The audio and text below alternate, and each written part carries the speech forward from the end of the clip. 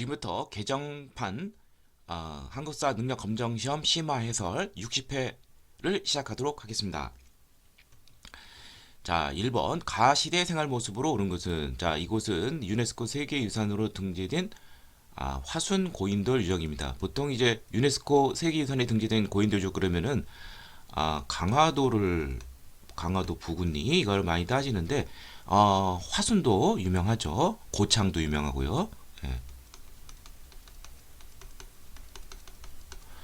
자, 그러면 이 고인돌 하면은 뭐 청동기 시대가 되죠. 자, 바로 이 청동기 시대를 생활 모습을 찾는 문제인데요. 청동기 시대에서 이제 그 유물과 관련돼서 가장 많이 물어보는 것이 헷갈리기 쉬운 게 청동기, 그러니까 청동기만 생각하기 쉬운데 여기 3번에 같이 농기구로서는 이 반달돌칼이라는 것이 있습니다. 그래서 곡식의 벼 이상을 자를 때 사용되어졌다. 예, 그래서 정답은 3번이고요. 자, 소를 이용한 깊이가리를 하였다. 이렇게 뭐 이걸 이제 한자어로 이제 뭐 우경의 신경법이라 그러는데 우리 뭐 고려 시대 뭐 이런 모습이 일반화되죠. 뭐 그러니까 이건 뭐 이유다 이렇게 뭐 이해하셔도 되고요.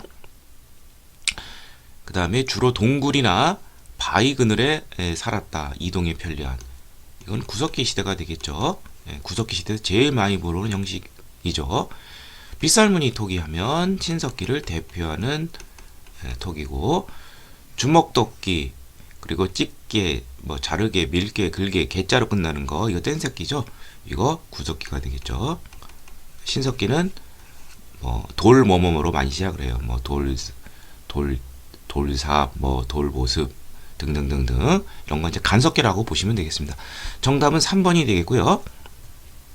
자, 청동기 시대 생활 모습 한번 정리해 보면 뭐 제일 많이 물어본 건 이제 고인돌 여기 나온 것처럼 이것은 계급 발생, 사유재산, 군장이 출현 이런 거 관련돼 있고, 이 반달돌칼 이게 진짜 많이 나오죠. 곡식의 이삭을 자를 때 사용되고요. 참고로 이제 청동 농기구라는 건 있을 수가 없습니다. 그리고 벼농사, 신석기 때는 뭐 이제 아직 벼농사가 시작이 안 되고 무슨 뭐 수수, 조 뭐 이런 것을 이제 재배했겠죠. 예. 자, 그래서 청동기 시대 생활 모습을 살펴봤습니다. 자, 2번 밑줄근 이 나라에 대한 설명으로 오는 것은, 자, 이것은 숭앙항 유역에 위치했던, 숭앙항이라는 것은 우리나라 그 백두산에서 발원해서 만주를 지나가는 강이죠. 그러니까 제일 북쪽에 있었던 우리나라 부여가 되겠죠. 자, 여기서 고구려가 압록강 지류 졸본 쪽에 자리 잡고, 그 다음에 한경도 강원도 북부 쪽에 옥조와 그 아래 동해가 있죠. 그리고 그 아래 한강 이남에 삼안이 있죠. 자, 이건 부여에 대해서 물어보는 문제가 되겠습니다. 부여에 대해서 제일 많이 물어보는 것은 마가, 우가, 저가, 구가, 대가들이 왕 이외에 자기 구역을 자기 관리를 두고 다스리는 사출도죠. 예.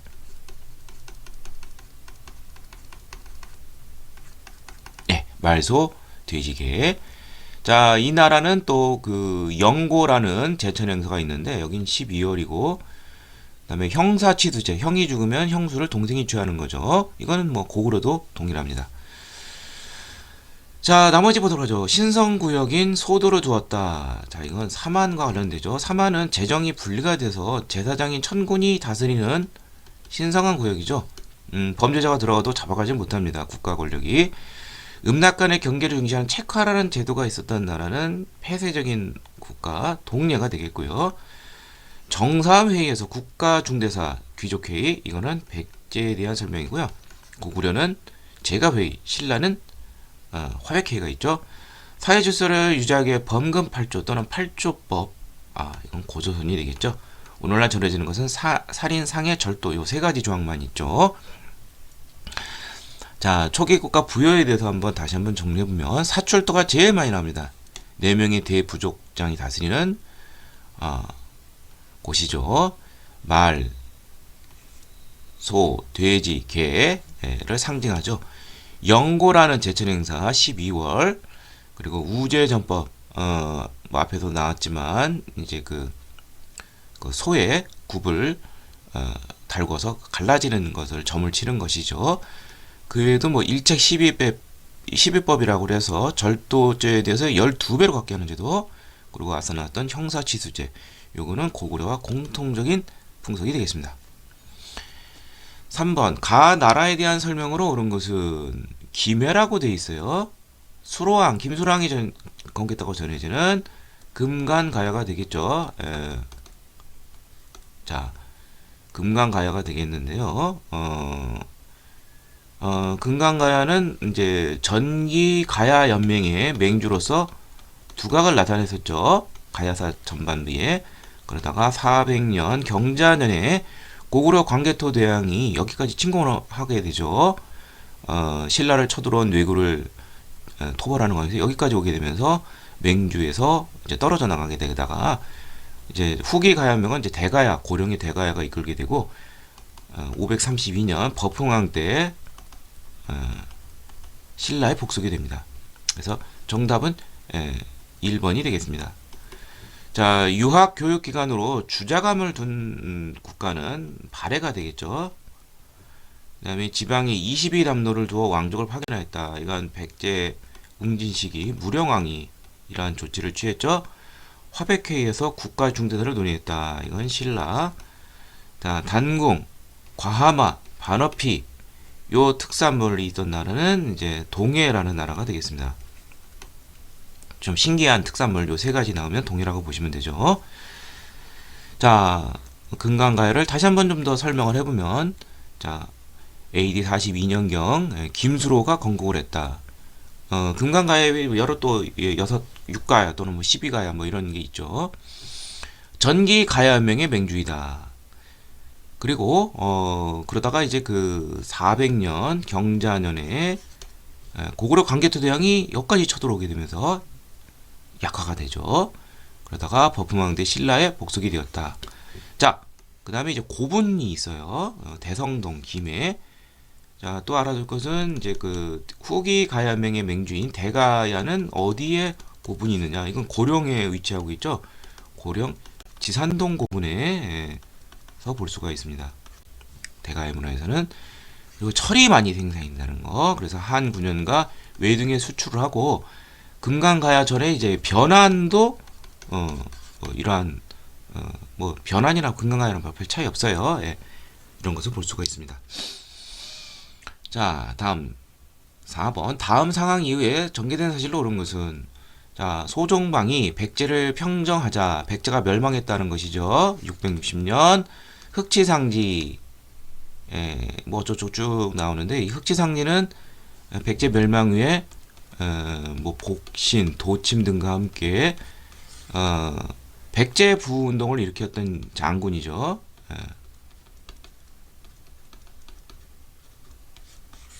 그러나 내분으로 뭐 약화되고 663년 이제 백강 전투에서 외 원군이 왔지만 나당 연합군에 패배하면서 백제 부흥 운동은 막을 내리게 됩니다. 자, 그 이후의 사실은 어떤 게 있느냐? 일단 고구려가 668년에 망하고, 그러면 고구려도 고구려 부흥 운동이 있겠죠. 그렇지만 이것도 역시 내분으로 약화되고, 결정적으로 이제 나당 전쟁이 벌어지자 신라는 이 고구려 부흥 운동의 구심점이 된 사람이 고구려 왕족 안승이라는 사람이 있는데, 이 사람을 전북 익산, 고구려와 연고도 없는 그쪽으로 옮기게 해서 보덕국이라는 것을 세우게 하고 보덕국왕으로 임명을 하게 됩니다.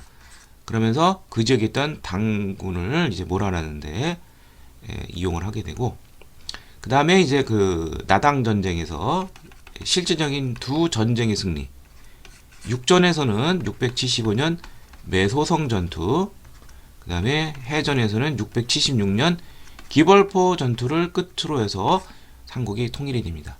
자, 그래서 정답은 2번이 되겠죠. 안승이 보덕궁왕으로 임명이 되었다. 을제문덕이 살수에서 수나라 군대를 대파했죠. 이거 612년이죠. 이건 당이죠. 소정방은 광구검의 공격으로 고구려 동천왕 때 수도인 환도산성이 함락되기도 했다. 고구려 동철왕대예요. 3세기 초. 예. 의자왕이 윤충을 보내 대야상을 함락을 시켰다. 642년. 결국 이것은 나당 동맹을 자극하게 됩니다. 대야성 성주의 부인이 김춘추의 딸이기 때문에.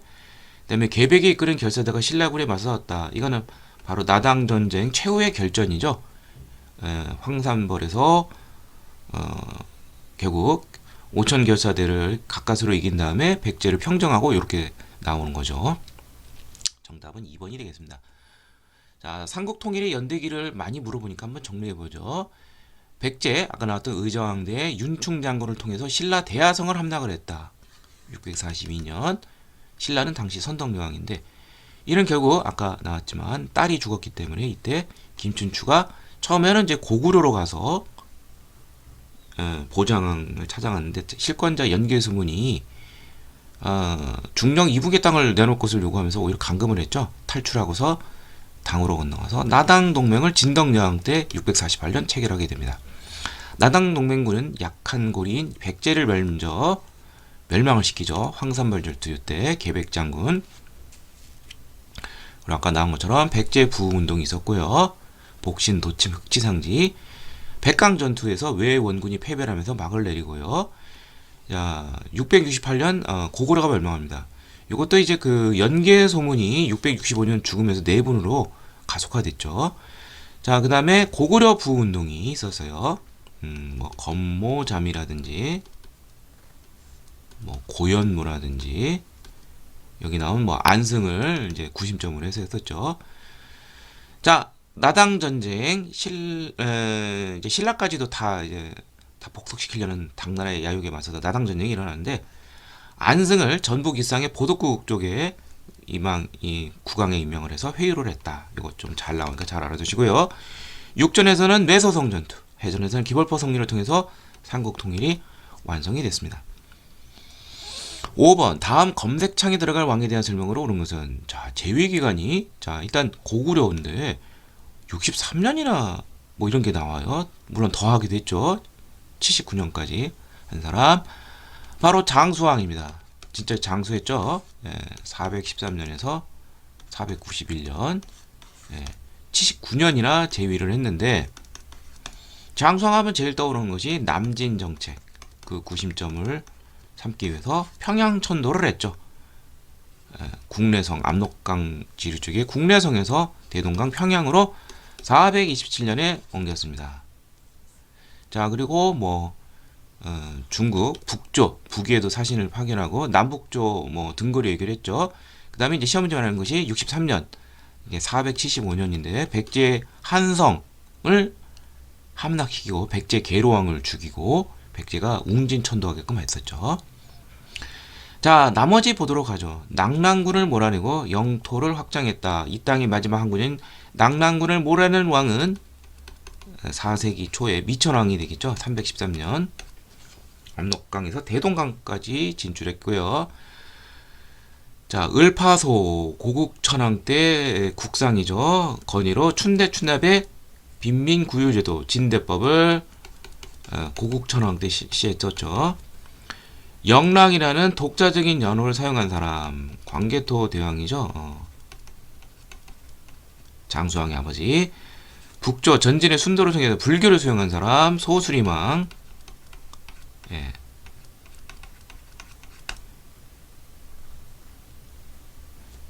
그래서 정답은 평양천도 1번이 되겠습니다. 자 장수왕의 업적 다시 한번 정리해보자면 부친 광개토 대왕은 뭐 한반도 뭐 남해안부터 뭐 만주벌판까지 했는데 장수왕은 주로 이제 남진 정책을 추구했고요. 이래서 평양천도를 했고 이러자 백제와 신라가 가까워지면서 나제 동맹을 맺게 됩니다. 자 장수왕은 백제 한성을 점령을 해서 계로왕을 죽이게 되죠. 그리고 문주왕 아들 문주왕은 할 수 없이 백제 웅진으로 천도하게끔 합니다. 그리고 거세지는 이러한 장수왕의 남진 정책에 백제와 신라는 혼인동맹까지 더 가속화시켰습니다. 6번 가국가에 대한 설명으로 옳은 것은 해동성국이라고 불리운다. 그러면 뭐 발해죠. 발해, 영광탑, 벽돌탑, 정호 공주묘, 발해, 문왕의 다섯째 딸이죠. 그리고 발해 상경의 석등. 그러니까 이거는 이제 발해에 대해서 물어보는 문제가 되겠습니다. 발해 문화유산을 통해서 발해 통치 조직을 물어보는 것인데요. 발해 통치 조직은 삼성 육부와 그 다음에 중정대, 문정원, 주자감 요 세 가지와 오경 15부 62주 지방 통치 조직 이걸 알아두셔야 돼요. 자, 이 중정대는 감찰과 관련된 것이죠. 문정원은 뭐 말 그대로 경적을 다스리는 거죠. 서적 이런 거 도서관에 해당되는 거. 주자감은 최고 교육기관이다. 이렇게 이해하시면 되겠습니다. 자, 중정대 관리감찰 1번이 되겠고요. 군사조직으로 구소상 10정은 이건 통일신라가 되겠고요. 발해는 10위라는 군사조직을 줬습니다. 뇌신 자폐 등 육자평 관제 이건 백제가 되겠죠. 백제 고이양 때 마련된 육자평 제도. 발해는 삼성 육부인데 삼성이라는 것은 정당성, 중대성, 선조성 그 중에서도 정당성이 중심이 됐고요. 충인의 지예신 육부체제. 그 다음에 상수리 제도를 시행하여 지방 세력을 견제한 것은 이건 신라가 됩니다. 통일신라기 때. 왕족이 부여씨가 되고 팔성의 귀족이 지배층을 이뤘다. 이건 백제가 되겠고요. 발해는 뭐 당연히 대씨가 되겠죠. 정답은 1번이 되겠습니다. 자, 발해 문화 통치 조직. 먼저 문화를 보면은 발해 문왕의 둘째 딸, 다섯째 딸, 정해 공주묘, 정호 공주묘, 상경의 석등, 그다음에 저긴 안 나왔지만 이불 병자상 두 부처가 나란히 앉아 있는 불상이죠. 이런 거는 이제 주로 이제 고구려적인 요소가 많아요. 단 정효 공주면은 이제 벽돌식이라는 것은 이거는 이제 당적인 요소니까 이건 조금 예외두도록 하고요. 그러나 또 뭐 모조림 천장 구조 같은 경우는 또 뭐 다시 정효 공주묘도 정효 공주묘나 똑같이 고구려 요소가 됩니다. 그다음에 영광탑, 상경성, 주작대로 이거는 당문화의 영향이 되겠고요. 온돌과 영권문이 귀하면 이것 역시 다시 또 고구려적인 요소가 되겠습니다. 삼성육부 정당성이 중심이 됐다. 좌사정, 우사정이 돼서 육부의 충인의 지혜신을 반반씩 나눠서 관할했고요. 삼성에는 정당성 외에 선조성, 중대성도 있다. 그 다음에 오경 15부 62주에 광대한 행정구역을 줬죠. 선왕 때 9세기 초. 그래서 해동성국이라 불렸고 중정대, 감찰, 주자감, 최고 교육기관, 문정원, 도서 기능을 담당하는 곳이죠. 자, 다음 7번 밑줄근 이 승려의 활동으로 옳은 것은 자, 부석사가 나오고 당에서 유학파예요. 이 승려가 왕명을 받들어 창건했다. 부석사 등 화엄 십철과 관련된 사람은 바로 화엄종, 해동 화엄종의 대가 의상대사가 되겠습니다. 원효대사와 해골바가지 이야기가 있죠. 원래 같이 가려고 했는데 해골바가지 물 마신 원효는 국내에 머무르고 이 사람은 유학을 가서 좀 더 심화시켰습니다. 자, 이 사람은 화엄 사상인데 이 사람은 이제 진골 출신이에요. 그래서 국가의 지원을 많이 받아서 아주 많은 여러 절을 지었고요. 그 다음에 이 사람은 자신의 그 화엄 사상이 당시 신라 통일 직후 전제 왕권을 뒷받침하는데 크게 기여를 했기 때문에 또 역시 도움을 많이 받았겠죠. 그리고 이 화엄 사상을 알기 쉽게 그림처럼 정리한 게 있어요. 그게 바로 뭐냐면 화엄 일승 법계도라는 그림 도자도 있죠. 그림과 같이 설명을 한 그러한 화엄 사상 책이 있습니다. 자, 그래서 정답은 4번이 되겠고요. 무예가를 지어 불교의 대중화 아미타불마저도 근하게 할 수 있다. 이거 원효대사가 되겠죠. 장애가 없다. 무예가. 화랑도의 규범으로 세소고개를 제시한 사람은 진평왕 때 신라 원광법사가 되겠죠. 구법순례기인 왕호 천축군전을 저술한 사람은 8세기 해초가 되겠고요. 죄송합니다. 4번이 아니라 이제 5번이 되겠죠. 승려들의 전기를 담은 해동 고승전을 집필한 사람은 고려 고종 때 각훈이라는 승려가 있습니다. 1215년에 저술을 했습니다. 자, 정답은 5번이 되겠고요. 자, 통일신라기 주요 승려, 통일신라기 한정됐을 때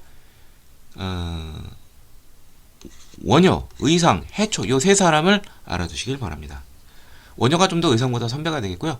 불교의 대중화, 바로 아미타 신앙이라고 그러죠. 뭐 정토종이라고도 하는데, 그리고 일심 화쟁과 같은 이러한 논리로서 불교의 어떤 교리에 있어서 분쟁이 있었을 때 조화와 통합을 강조했고요. 이 사람에 있어서 두 개, 대승 기신론서, 금강 삼해경로, 그래서 불교의 이해 기준을 확립을 했다.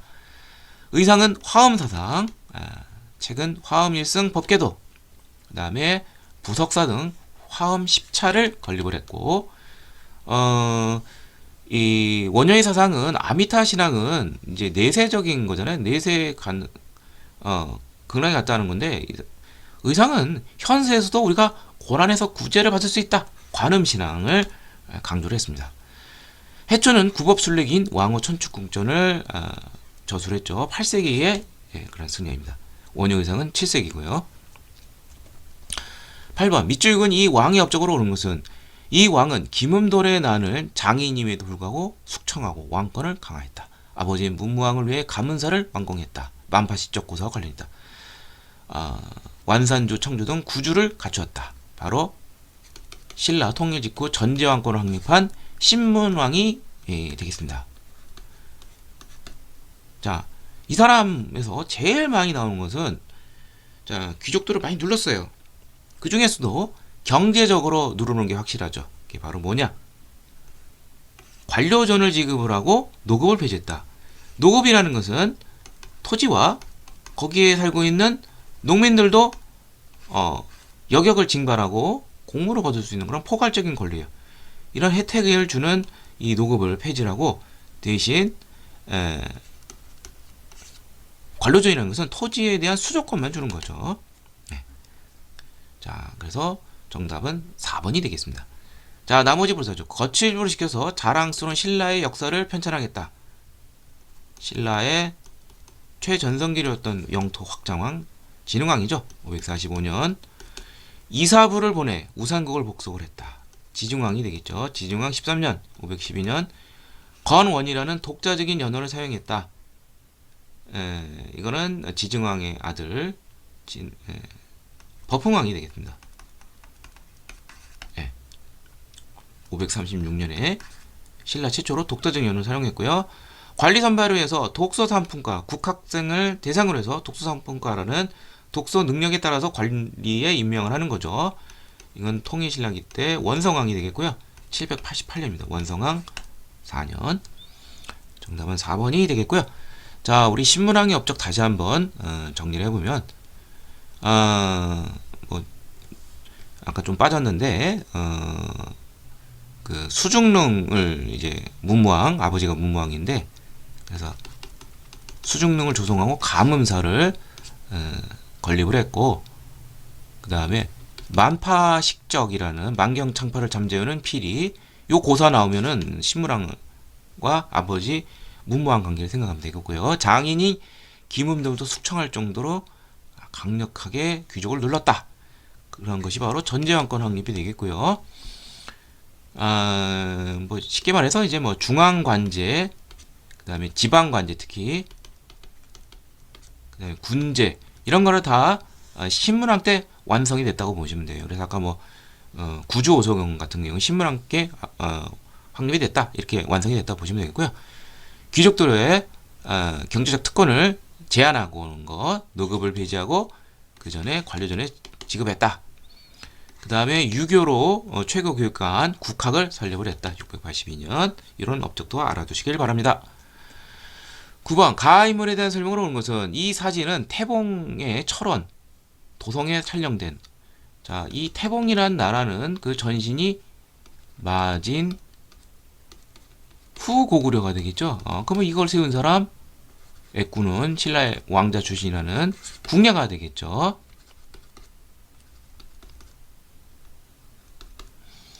그리고 마진으로 바꾼 다음에 그 이듬해 905년에 여기 나온 것처럼 원래는 이제 송악이었는데 개성 철원으로 천도를 하게 됐습니다. 자, 국례. 제일 많이 물어보는 건 무엇이냐? 뭐 물론 유명한 것은 뭐 미륵을 자처하면서 뭐 전제왕권을 휘두르다가 이제 축출당했다. 이게 뭐 제일 많이 나오기도 하지만 실제로 시험 문제에서는 광평성을 비롯한 새로운 관제, 예, 신라의 어떤 골품제에 입각한 그런 비합리적인 그런 시스템이 아니라 광평성 등 새로운 체제.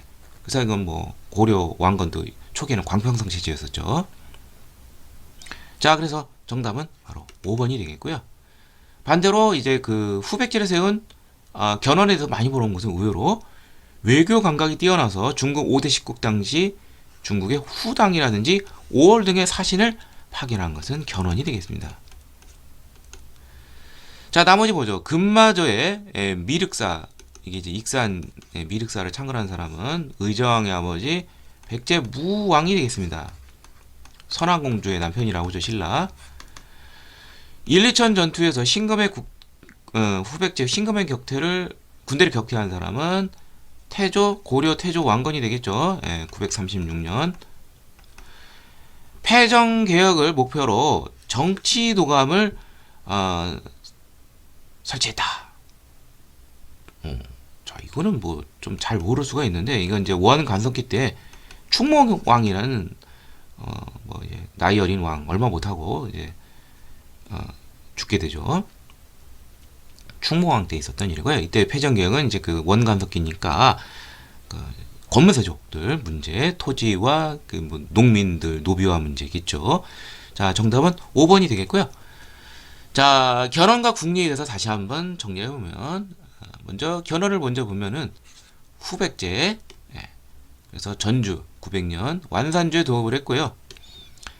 신라하고 좀 사이가 안 좋았어요. 신라의 수도 경주 금성을 급습을 해서 927년 경양을 자기를 했습니다. 그리고 신라를 원조로는 고려군을 공산 전투, 이제 대구 쪽이죠. 그래서 승리를 했죠. 그러나 후계자 문제로 아들 신금에 의해서 김제 금산사에 강금이 됐다가 탈출 후 고려에 기부하면서 결국 뭐 그 이듬해 이제 그 1, 2천 전투 아까 나왔던 신금의 군대가 아버지가 고려 쪽에 있으니까 이제 사기가 많이 떨어졌겠죠. 결국 패하고 후백제가 무너지면서 후삼국이 통일이 됐죠. 자, 시험 문제 많이 나는 거 중국 5대 십국 후당 5월과 교류를 했다는 거. 국례는 후고려를 건국을 했다. 처음에는 이제 송하 개성에서 있었는데 마진으로 국호를 옮긴 다음 905년에 철원으로 천도를 했고요. 태봉으로 또 국호를 또 바꿨죠. 광평선 등 새로운 관제를 마련했다. 그러나 흉폭한 정제 정치로 부하들에서 축출이 되고 고려가 건국이 됐죠. 10번 가에 들어갈 불상으로 오는 것은, 자, 이것은 경기도 하남시 하사창동, 옛날에는 여기가 이제 경기도 광주에 속했어요. 충국리 철불 그랬었는데 고려 초계 호족의 후원을 받아 석굴암 본전불 양식을 이었다. 석굴암 본전불 양식은 이게 그 본전이니까 석가열애상이에요. 그래서 석가모니는 뭐 이렇게 뭐 관 같은 걸 안 써요. 일단 이런 거 미륵 뭐 이런 관 같은 거 있으면 이거는 석가열애가 아니에요. 이것도 역시 그렇고요. 예.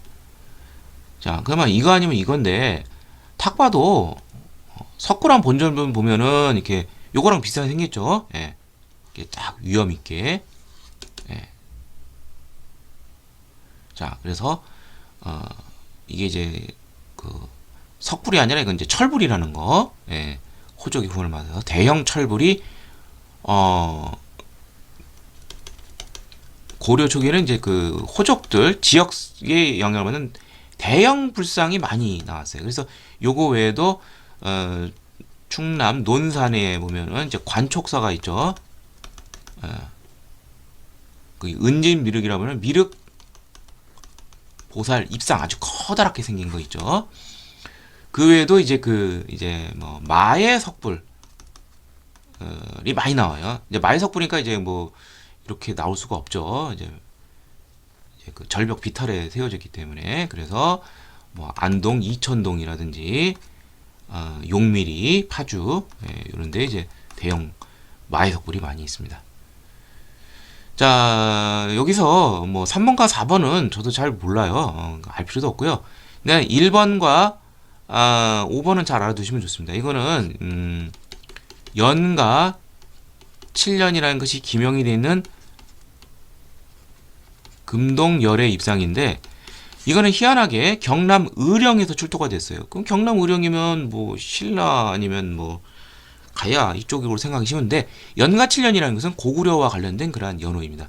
그래서 이건 고구려 불상이고, 또 흥미롭게도 중국 당시 북조의 북위 쪽에 그런 양식을